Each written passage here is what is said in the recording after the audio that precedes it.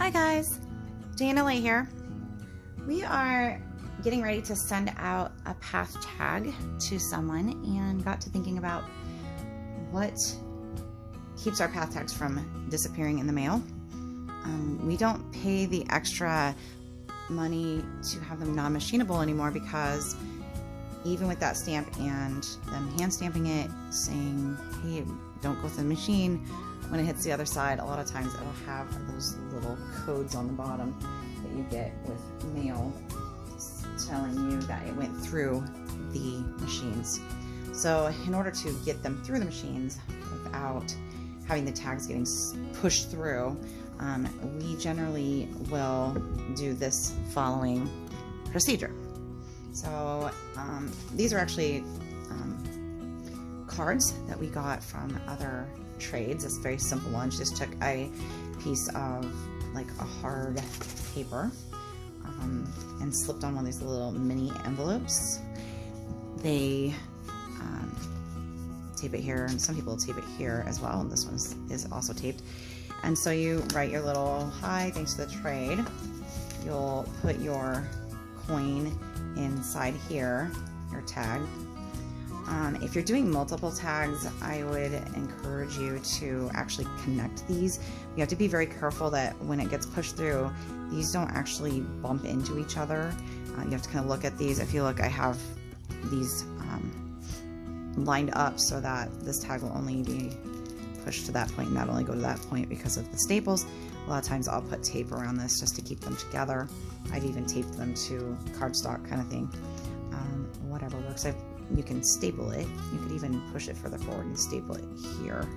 But yeah, you'll slip those in and they'll be attached, of course. Flip it over, you tape it down. Now I'm only sending one in this case, so I'm going to need this one right here. Another way people have, instead of doing one of these manila envelopes, one of the things people have done is made their own little envelopes out of just an old envelope. I tape this side closed and tape that flap down. It works okay, not the best. One of the best is to get some of this, you know, cereal box material, cardboard, and just to cut out a little flap. Thought I had one here to cut. Oh, I did actually. Here's one. So I just had a little box here.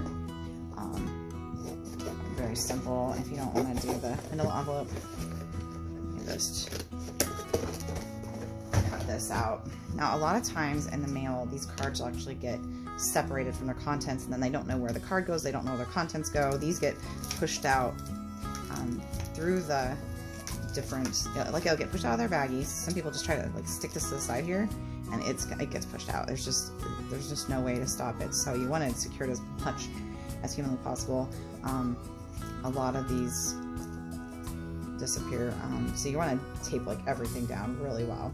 I don't think I'm going to use this particular card for this trade. Here's another one that we had.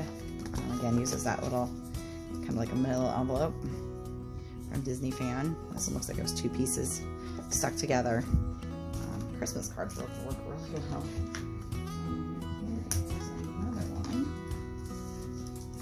I actually made, based on one that was sent to me, I just took my Monster drink and just kind of cut out this long piece with flaps, and this works really well too. It's a little heavier, so you have to be careful about putting multiple tags in. I can usually get maximum 3 tags in, but this one maybe only 2 because it is pretty hefty.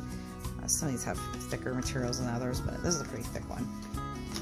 You might have to pay a little extra on that one. And here is the one I'm going to go ahead and send. She just used a manila envelope. Again, what you could do is just take some cardboard, fold it over, cut it, and then when you put this in there, I actually do tape for these. I'll tape it in, and then I tape all the way around the edges, and then I tape this all the way down inside the card, and then I tape the edges of the cards, and then I put it into the envelope. So obviously these two aren't going to go together, so I'll have to, I can just trim the end off, or I can get a different one. Anyway, okay, so here is the card I'm going to be sending. So I put my tag in here, and I don't usually tape all the way around. I do seem to be okay this way. They have to open this anyway. And I added just a little trackable on there. I don't have stickers yet, so I just taped it on there, no big deal. And then I'm going to tape all 3 edges closed. And I'll be doing the same thing on the envelope here momentarily, so stick with me. Doesn't have to be perfect, really. Just how that covers most of it. And here's the last side. And then when I put it in the envelope, I will tape this actually into the envelope. Makes it so it doesn't tend to kick it out